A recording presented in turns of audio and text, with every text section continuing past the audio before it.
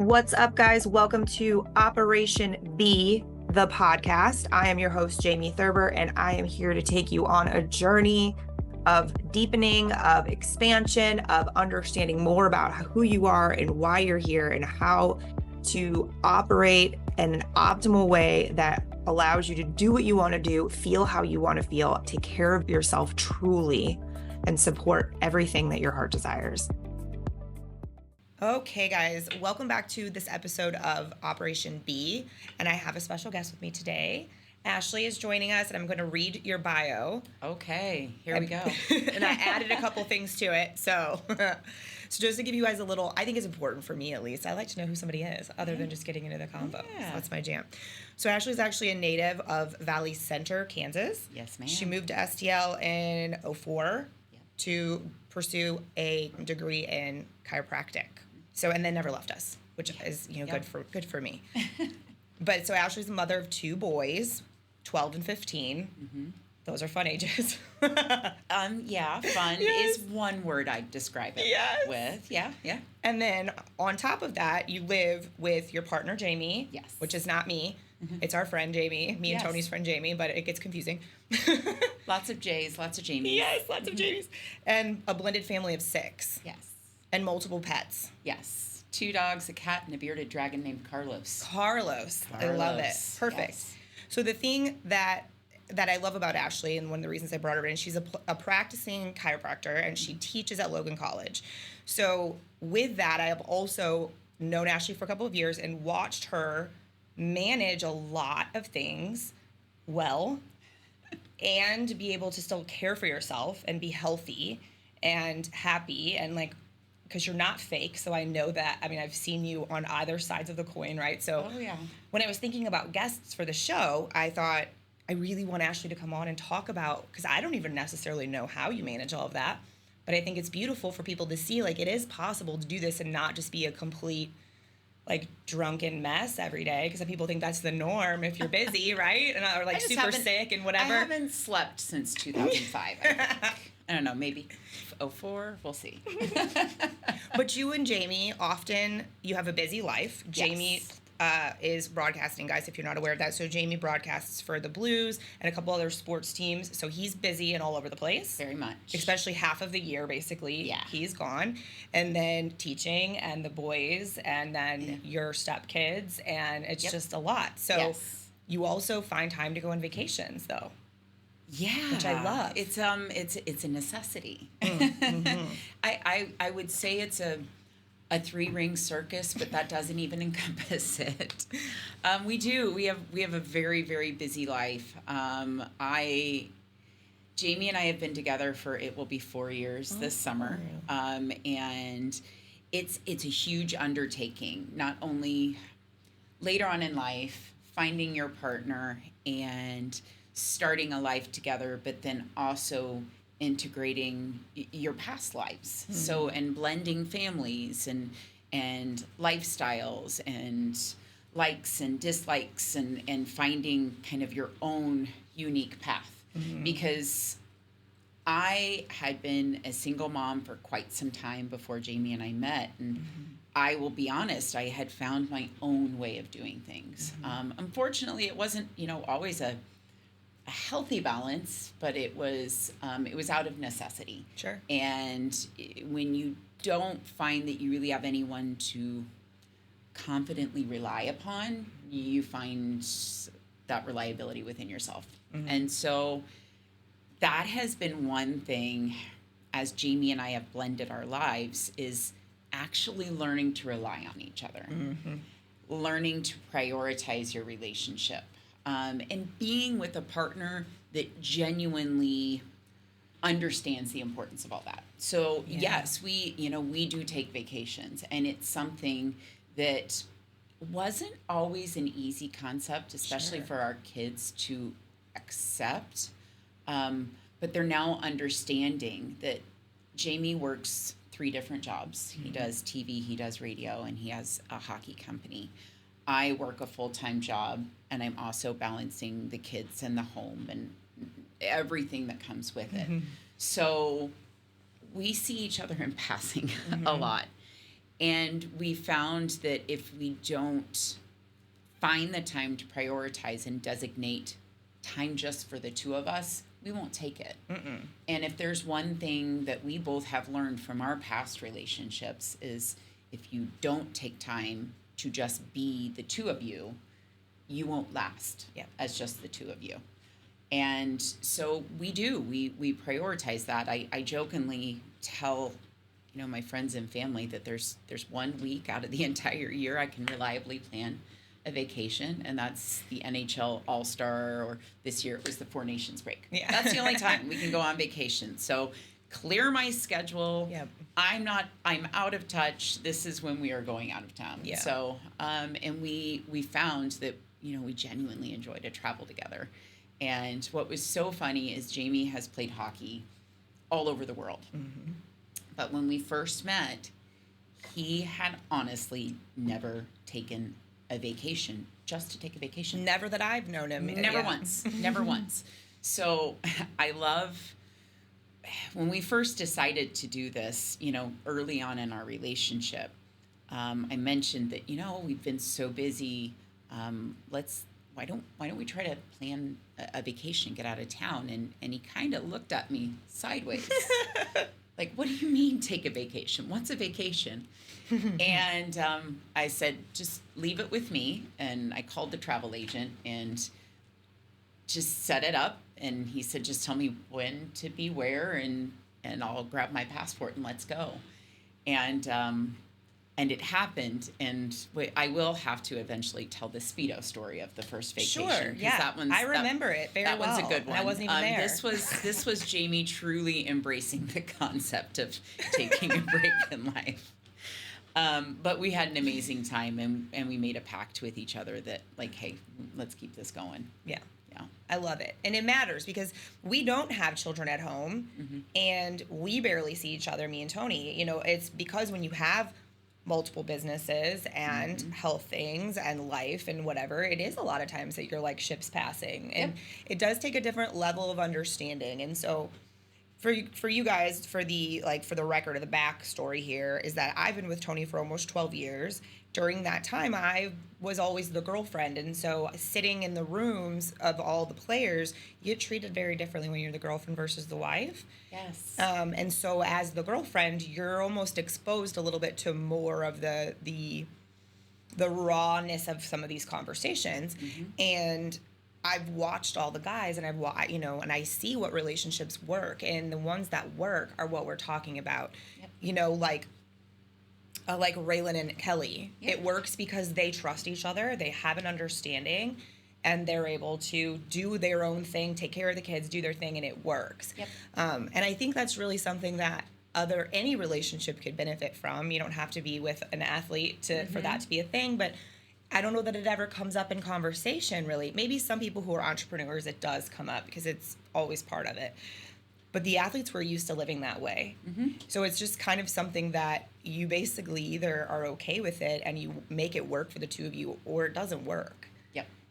So I love that. And it's one of those things that seeing you guys travel, because of course, like, I see things on Facebook and whatever, it's fun. Like, I'm so happy because I know you guys have crazy lives. Like, I haven't seen Jamie in forever. Yeah. And I know it's not like I'm like, oh God, where's he been? No, I know where he's been. Mm-hmm. I hear his voice on things randomly when I'm walking around.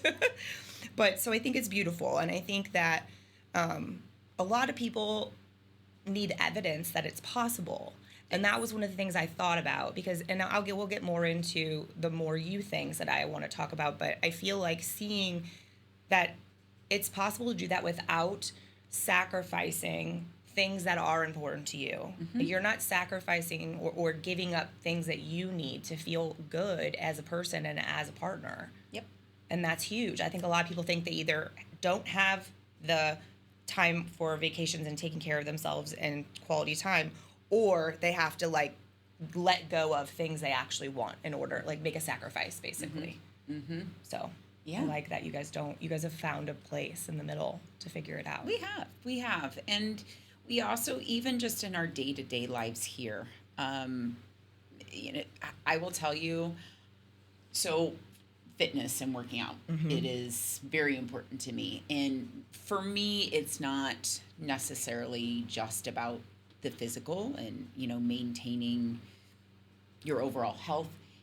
It's mental for me. I 100%, and we've all been through our peaks and valleys in life, and I found out that was my outlet. That was my 1 hour when I am not devoting any of myself to anyone else other than me. And one of the great things about our relationship is it's the same thing for Jamie. So we don't get a chance every day, obviously, with his travel schedule to go to the gym together. But when he is home, we go to the gym together. He may be operating on 4 hours of sleep because he just landed back from Edmonton at 2 a.m, but he gets up and he goes. And we do not work out together. We go into the gym together, we warm up together, and then we do our separate things. Yeah. But it's a quality time that I have never had a relationship that had that. Yeah. Ever. And it's a bonding and it's a closeness and it's something that's ours. That it's all about that balance, and we don't have a massive quantity of time together, but what we do have is the quality of time together. So it's finding those things as well that really kind of make it tick. Yeah, it makes it special. I remember when we first met, you and Jamie were together for a year or so before we actually even met each other, which is wild. And for context, I used to see Jamie all the time, and then but at that time he wasn't broadcasting or doing the radio, so it was a wildly different life. Yep. But I remember you telling me that when we first met, and I could tell Jamie had gotten into fitness and started losing weight and getting really healthy for the first time since I had known him. And I remember you talking about you going to the gym together, and I was like, that's beautiful for him, and now knowing you better, I'm like, I see how special that is for you guys, and it's cute. Like, it's a great moment, and it checks a box for your personal stuff too, which is nice. Yes. It's like a win-win. Multi-win. Yeah. So one of the things I had written down actually was about the mental health side of it, and I didn't even really think to go down that road of, I know that the gym is an outlet for you. Do you feel like there's other like normal practices that maybe you have in place that help keep you, or your brain isn't totally crazy all the time? Oh, there's multiple. There is multiple. And, I guess I will preface this with, going into, meeting Jamie and our relationship starting. Full disclosure, I went through one of the darkest periods in my life. And ironically, I didn't know Jamie yet, but he was going through one of the darkest periods in his. Yeah. So we kind of have that kindred spirit almost, that we both understand where we came from and where we are now. Yeah. And I honestly, in hitting that valley in my personal life, it sounds cheesy for lack of better terms, but I reached a fork in the road where I had to decide what way to go. Was I going to continue spiraling, and Lord knows where you would end up, or was I going to turn the page and move past traumas and all the crap, for lack of better terms, that I'd been through, and rise above it? But in choosing that path, which I feel I did choose that path, I had to reevaluate how I gave myself to others. And that means anybody in my life. That means, my own family, my children, my partner, my work. I had no balance in my life. I was taking work home, and I was taking home to work, and there was just this muddied area where whatever was happening at home was following me to work, and it affected my work, and then it affected my relationships with, my students and my patients and my coworkers, and it just becomes this muddled mess. So for me, boundaries are the biggest thing that I had to create for me. And it was nobody else's doing. I'm not a big believer in blaming others, because I learned the lesson a long time ago that you can only control two things in life, and that's your actions and your reactions. I can't control what anyone else does. And that was my biggest mistake. I was constantly trying to manipulate and mold to keep the peace and keep everything going. And it was like, the guy at the circus spinning plates in the air. Well, the plates eventually crash and fall. So creating boundaries and realizing what I can and cannot control, and really actively working on letting the rest go. So that's one of the biggest things. And in creating boundaries, I had to discover things that filled my cup back up. The gym was part of it. Scheduling time with my significant other, scheduling time with my children, scheduling time with my friends, and making sure that I was nurturing all the different relationships in my life, but without sacrificing myself. So, I mean, that's a lot of it, and it's a massive topic, I guess, to undertake. But I was really bad at creating boundaries and work, home, life balance, and I had to learn that the hard way. I also had to learn not to be as trusting as I once was. I understand. I like to believe the best and see the best in people, and the brutal truth is not everybody has it. And creating the boundary of keeping those people as distant from your life as possible is the key. It's tough, and I understand 100% what you're saying. It's so funny while you're talking, I'm thinking, anybody who's listened to the episodes in order, I promise I did not coach her to say some of these things. But I'm like, yep, I'm not the only one who believes this. And I think that it's a key point that a lot of people will just continue, because we were torturing ourselves with it. And we thought we were doing this for the sake of the good of everyone, right? And then when you finally get to the other side of that and you realize how you weren't helping anybody actually, it's mind-boggling, because on the other side, you would have never thought that would be true. You're like, no, this is right. I'm helping everyone. This is what I'm supposed to be doing. And it's not a beautiful thing to realize that, letting the trust factor, right? Like when I say that to people, they're like, well, I don't want to get jaded. Like, I don't want to be thinking the worst of everyone. I'm like, that's not it. You're not thinking the worst of everyone. No. But you're evaluating the situation. You have your eyes wide open. You're present in the moment, paying attention and letting somebody's actions show you what you need to know versus I think when we're really busy and we don't have balance, that kind of stuff we don't even notice. Or we do and we're like, oh no, it was just that one time. And then it snowballs. If it looks like a duck and quacks like a duck and acts like a duck, believe that it's a duck, it's not a zebra. Right. So that's really it. Yeah, it's very true. Occasionally, someone will surprise you. But at the end of the day, you clinging to them or trying to tug them along won't be the thing that will never be what happens. The outcome will never be that you're like, wow, I'm so shocked that you're not a zebra. But it's those moments where, you know what, sometimes people will surprise you and that's beautiful. But we have to remember, and this is where a lot of people screw up with it, honestly. It's just the truth. We're not taught this growing up. We're not taught that our cup matters first, that we do. Everyone talks about the whole put your mask on first thing. But the concept of actually living that, people don't talk about. Nope. And it also takes an ability not only to be self-aware, but to also have a layer of compassion for others but yourself too. Because I think that's a missing piece of the puzzle. Is when people think, oh, well, I am taking care of myself. But then you don't look at others that are trying to do the same thing and understand that's what they're doing. So you're not holding it against them or taking it personally. And I think that screws people up a lot in that too. It makes it hard to stay in the solid space in between. Yeah. It's that, again, you can only control your actions or reactions. So what someone else is doing is not in your control. Now, how you respond to what they are doing, that is. Yes, right? That's where your power lies. Agreed. 100%. And it's like you were saying about your relationship with Jamie, deciding...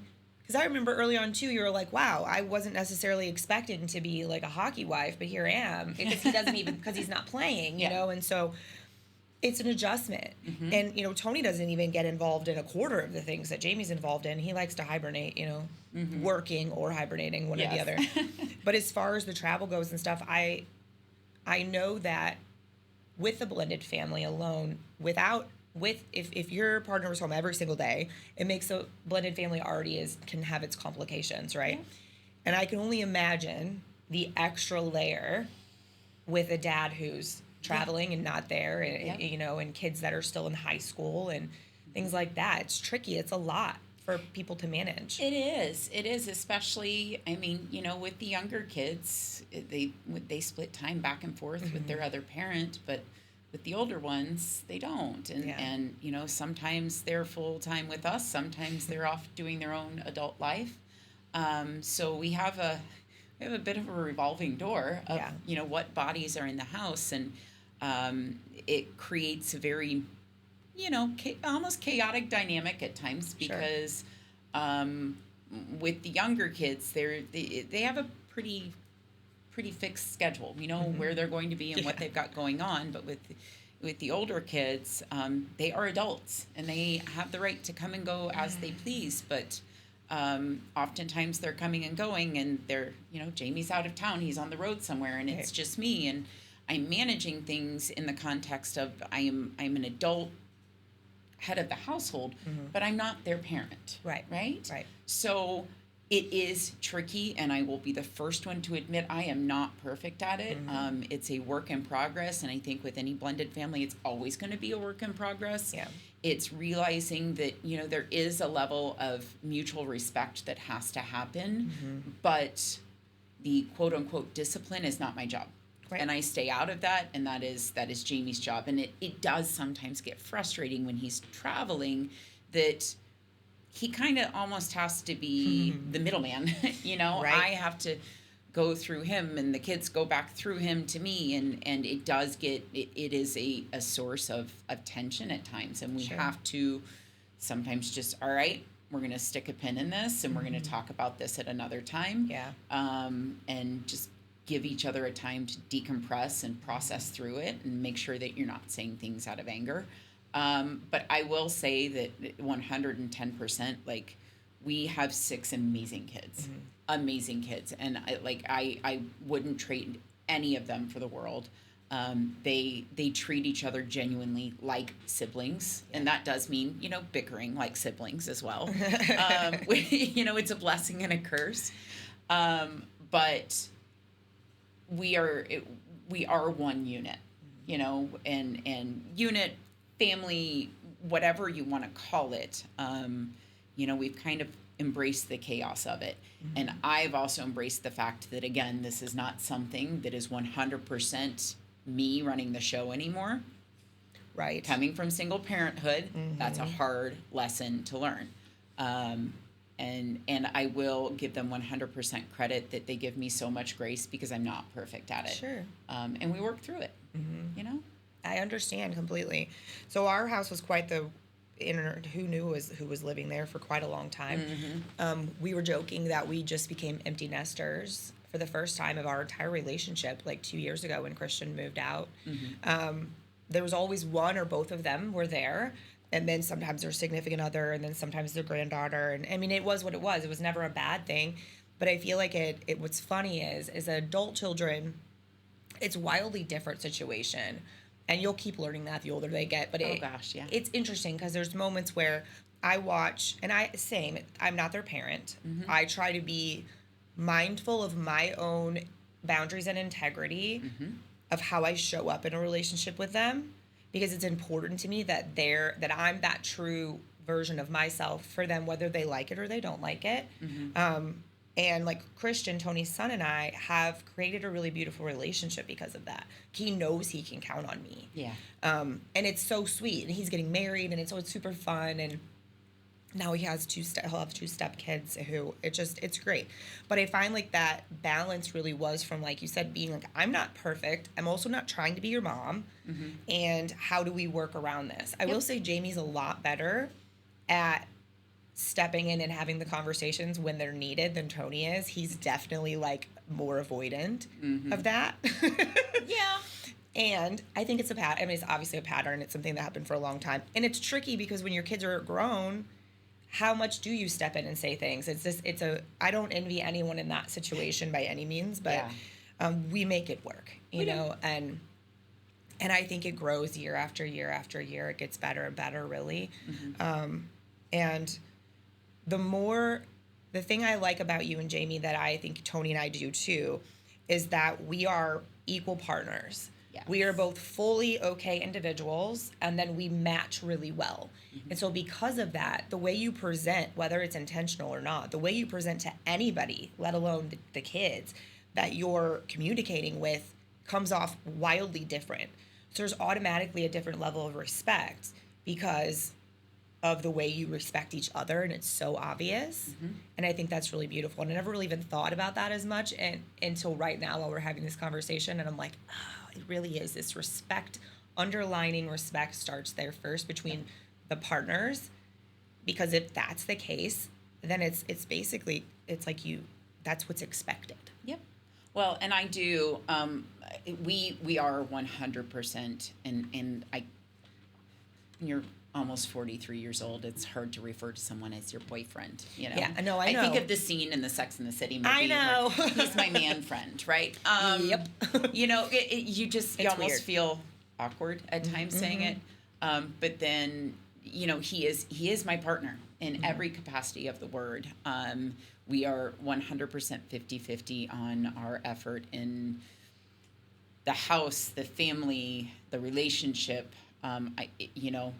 but I learned this years ago, and Jamie and I early on had this conversation about relationships can also be a sliding scale.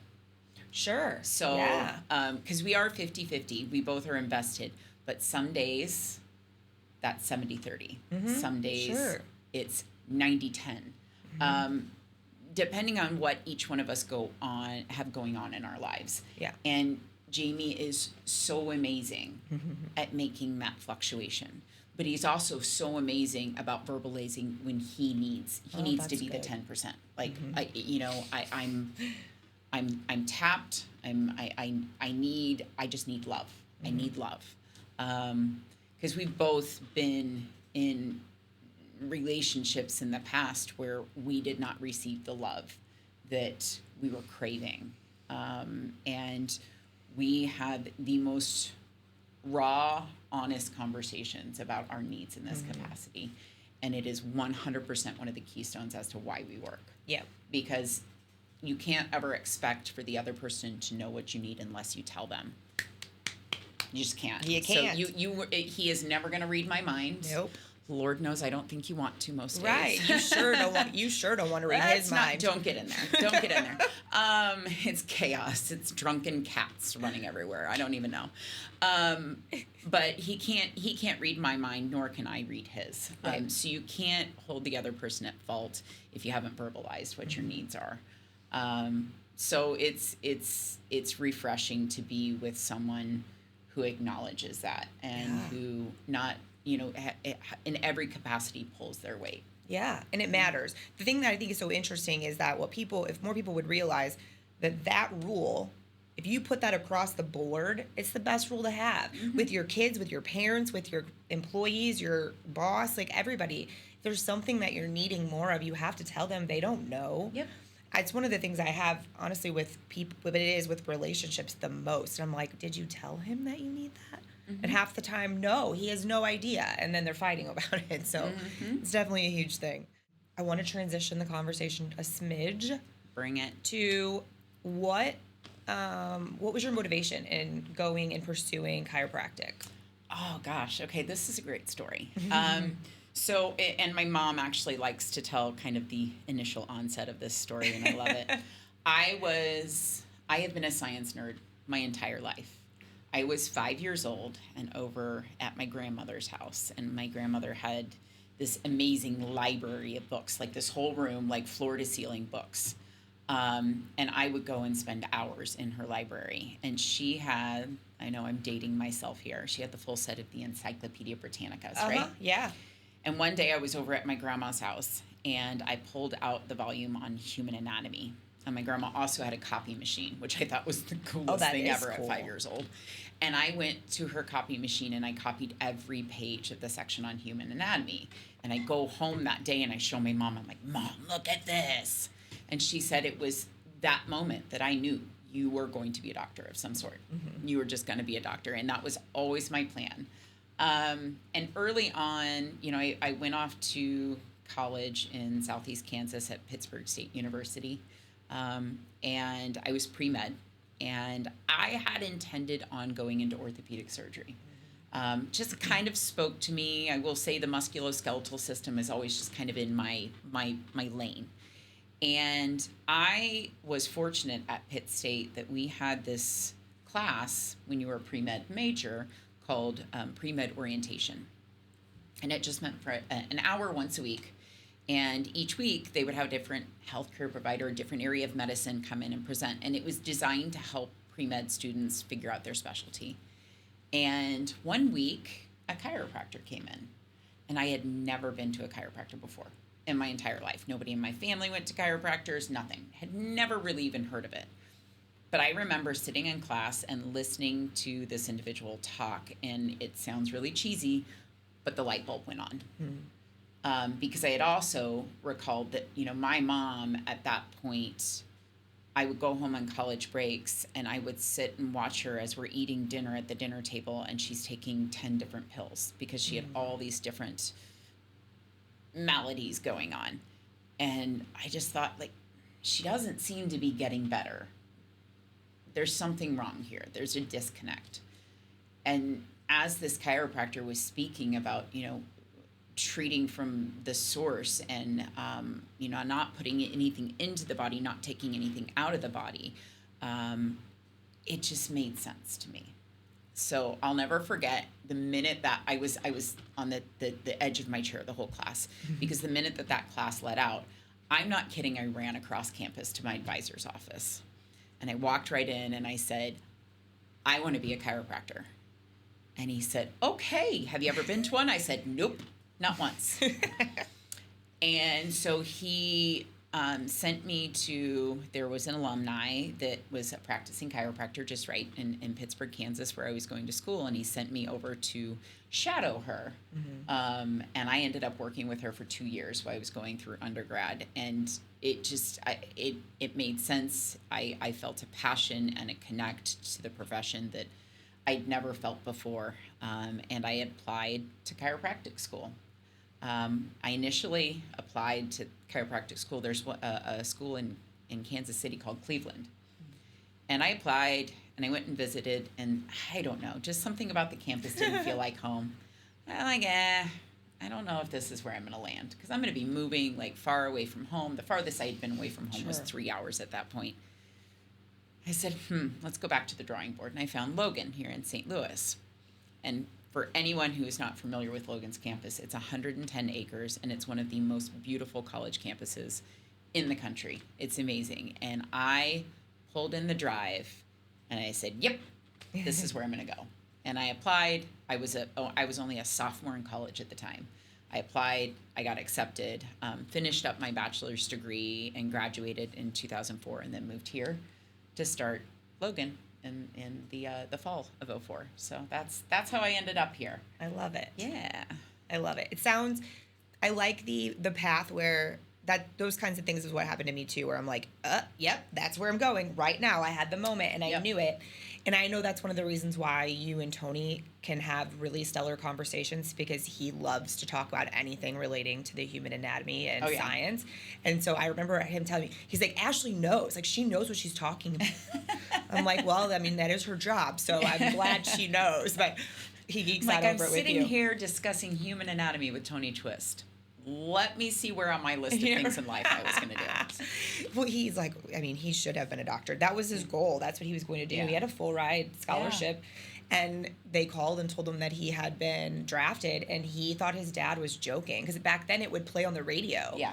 Like, his dad's like, we just heard you got drafted. And he was like, yeah, okay. And he just went to the gym and came back. And his dad's like, are you not reacting? He was like, I thought you were joking. He never expected to be drafted. And so, because he was going to college. Yeah. Or in Canada, the university. You're going to university. So I have quite the love for chiropractic care for a lot of reasons. As you know, many, many years, no answers. Many, many years, pain, and the only thing that helped was a chiropractor. Dr. McLean in Florissant, Kevin McLean, was our chiropractor. And I was in a car accident, and, all the x-rays were normal, and he would help me. He would relieve pain. I fell at work one time. He would help my knee not hurt anymore, those kinds of things. He helped me find out that the reason I was having weird hip pain is because I always sat with my feet underneath of me when no one else did even ask, like, how do you normally sit at your desk? How do you normally do this? And it made me start to realize, because I always believed in, well, this doesn't make sense if we don't know why. Yep. But then the doctors would always tell me everything was fine and I shouldn't be sick, So, of course, then that's a whole mind fuck in itself. Yeah.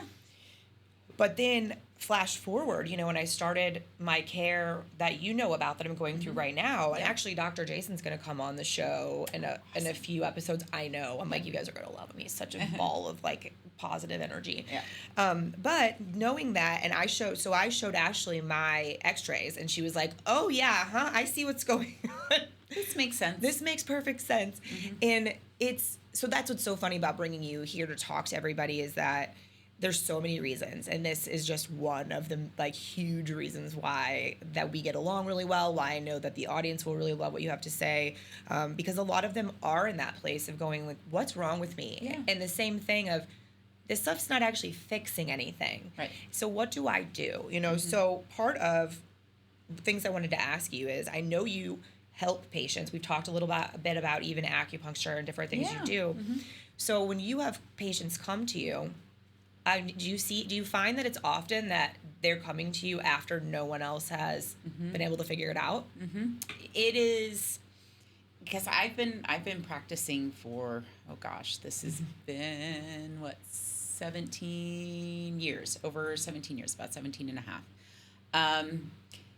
It's amazing to me how many patients end up with me last. Yeah. Because really, in all honesty, we're the most conservative level of care. We're treating at the source. I tell my students and my patients that we're neuromusculoskeletal doctors. We're looking at the nerves, the muscles, the skeleton, and the relationship of all the three, and figuring out where the hitch and the giddy up is, right? And so when you're looking at the basic tenets, the basic foundation of your body and how it functions, that nervous system is the NASA control center of your entire body. So if you're not evaluating that and the messages that it's sending, or the lack thereof, are you really getting to the source of the problem? So for me, I kind of compare it to, if you're looking at your house and you're evaluating the roof, and you notice that the roof isn't sitting level, it's a little bit slanted. Are you going to go and just replace the roof and expect that to fix the problem? Or are you going to evaluate from the foundation up? So that's kind of in a nutshell, in a basic analogy, what I do. I'm looking at the foundation, I'm looking at the most basic level, and I'm working my way out. But I also believe, and I strongly believe, that there is a time and a place and a need for every area of medicine. Sure, agreed. Because sometimes some of the things that I'm evaluating have been allowed to manifest and get so big that there are other areas of the body that are really suffering. And that's where sending them to the appropriate provider is not only the most appropriate thing, it's my job. Yeah. It's my ethical duty. So I'm not one of those chiropractors that say, I'm the only provider you should ever go to. Right. But I am one of those chiropractors that say, hey, start with me and trust that I'm going to send you if you need to go somewhere else. Yeah. If I can't give you the results that you are looking for, I'm not going to keep on beating a dead horse. I'm going to send you where you can get them. So, that's how I practice, and that's how I've practiced the entirety of my career. And it's worked so far, I think. Yeah. Well, and the thing I love about that is that it's so backwards to what other doctors do. It's so backwards. They don't offer for you to go other places or say, hey, this may help you. And that was always my love of that, is because even when I was a teenager and seeing Dr. McLean, he would realize, like, if something wasn't clearing up or something didn't look right, he would say, okay, I think it's time we go get an x-ray. I think it's time we go this direction. You know, it was never like my mom, I think you need to go get your knee checked. It may need to be replaced. Like, he's never claiming to, if you come every week, then I'm going to solve all your problems, you know? And I know that is the thing. A lot, some people do that. But it creates, what I've experienced, and I know we've discussed enough, so I know your patients have this too, is it's nice to finally find a doctor that you can trust to be honest with you, but also to try to find the root. And even if it's a root that you can't address, you're going to give them the tools or the words they need to go to someone, or enough practitioners, and you can refer back and forth and whatever needs to be done. And I feel like that's one of the massive things that's missing from, especially, there's such an epidemic of chronic illness going on and chronic pain that no one knows where it's coming from. And it is the I see so many people, because they come to me and say, what are you doing? How are you doing this? And the hard part is like you said, once we find a doctor, everything is such a mess at that point that it's then like a full-time job. To do all the things to get to the other side. But it is damn nice to have somebody who's willing to guide you and tell you and how just to give you that support, you know, guide the way. But I think in healthcare across the board, I think we all need to take a slice of humble pie. And just realize that there's, as humans, we are complex beings, right? So there's never going to be a one-size-fits-all answer. And that's part of the art of what we do. You know, they say with chiropractic, and really in any area of medicine, there's an art, a science, and a philosophy. And part of the art form is knowing that you're not always going to be the source of all the answers. And it's a much more complex picture than that. Absolutely. I think that applies in my work as well, for sure. And what I love is what I just heard is such a beautiful parallel between the professional that you've always been and the way you've handled your practice and the way that you've used those same skills to be really good in this current relationship and as a stepmom and as this leader of this situation. Those are the same skills, and I love it. You know, it's there's not a one-size-fits-all answer to that. It's been a trial by error, let me tell you. And I had this conversation with one of the kids just the other day, and, you know, just talking about making mistakes in life and in your profession, in relationships. I believe that mistakes are only mistakes if you refuse to learn from them. And by all means, I had a lot of mistakes that I did not learn from the first time, or the second, or the third. I did not learn, and that's on me. There may have been a lot of not so favorable things that other party did themselves, but I made the decision to make that mistake. And I will own that. And I'm not ashamed of it. Because I've gotten to a place in my life that I can accept that those mistakes happened to shake me the heck awake. And to make a change in me so I didn't make them again. And had they not happened, I never would have learned that. And guess what? I would have been in the same broken loop. Absolutely. You know? Yeah. It makes it so it's funny that once you've learned some of the self-awareness tools that are necessary to get you to the other side of those cycles, it's hard to not have compassion for people who are still stuck in their cycle, because it's so easy to stay there. It would have been very easy to stay there. Also really excruciating at the same time, but you don't know the difference. And so it's where I think what makes us great at, and you being great as a teacher, not just as a doctor, but is being able to see that, and you're looking at the whole picture to be able to guide your students to do the same thing. And that's huge. Well, and I acknowledge that, there's students that are still in, their final year of chiropractic school, but guess what? They have a lot to teach me as well. It's one of the things, it is honestly one of my favorite things about my job is every trimester, because Logan goes in trimesters, we go year round, every trimester I get a new group of students and I learn something new. I gain something new from them. and I hope that I'm able to teach them something as well. But it's not a one-sided relationship. So again, it's sliding scale. Yeah. You know, Yeah. it is funny how it all crosses over in all aspects of life. But it's one of my favorite things is realizing that, you know, everyone in your life has something to teach you. You just have to be open to learn. Yeah, you have to be willing to see it and have, and also not think that you have every answer, because none of us do. Nobody does. Oh, Lord. I don't even have a fraction of them. Right? I know it. So it's funny when people think they have them all. To wrap up today, I wanted to ask you a question regarding or about the show in general.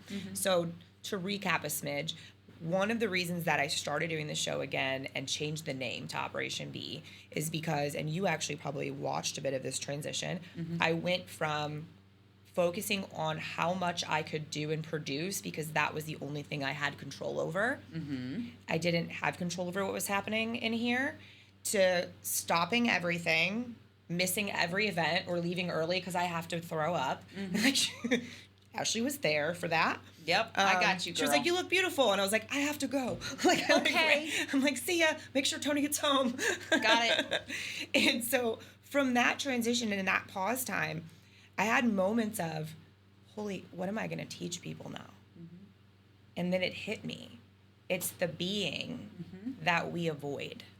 But it's the being where the magic lives, and where you can do like what you were saying, and you can take these thought processes and put them everywhere. So what would you say being present means to you? Oh, gosh. That's a big question. I know. Being present is not allowing the distractions, all the things out in the ether to cloud where you're at, what you're feeling, and what you should be gaining in that moment. I read a book years ago, and I think this is kind of like when you ask me that question, this is where my brain goes. I read a book years ago that talks about that the only true thing in life, the only real thing in life is love, right? Love for yourself, love for your life, love for others, love for your family. All the other emotions and noise, so fear, anger, jealousy, hatred, those are manifestations you create. Like this is what when you are not present, when you're not focusing on the love that you are experiencing, and this is not just romantic love. Sure. This is big picture love, right? When you're allowing all that outside noise, and when you're allowing all those different manifestations of your own brain to cloud, you're not present, right? Yeah. So when I find myself feeling those manifestations, feeling like I'm angry at this person for doing that, I'm angry at this person for doing that, it's like, wait a minute, this is me. This is me. This person is living their life. Yeah. I'm living my life. I'm allowing their life to overshadow. Get back right here, right? Yeah. Love me a little bit. Love that I can take the time to be aware of that. And it's never going to be perfect. Right. You're never going to quiet those voices. You're never going to. But I don't think we're meant to. Right. I think experiencing those and having those come through your brain is what keeps you grounded in the fundamentals. It's what reminds you of being present. And if we didn't have that, then you would just float along your little pathway. Right. Unicorns and rainbows, and that's not life. Right. So, so I think if I were to, define what being present is, it's having that awareness. Yeah. I love that, because I think because again, you're right. No one is all the time. Like we're not perfect at it. And because we're not perfect at it, that does allow us to learn and adjust and make different connections than we realized we were having. And it just deepens things, I think, in such a beautiful way, which is why a lot of people don't want to be present, because that deepness can be really scary. It's vulnerable. It's very scary. And I think that one of the things my coach says a lot is that if we're in the worry or the fear or the anger, none of those things are now. Your worry is coming from something that might happen, and it's influenced by something that already did. So a lot of times when we feel like anxiety and things like that, that anxiety it is part of you not realizing that you're in the now and not in that situation that happened 3 years ago with this person. Because the parts of you don't know.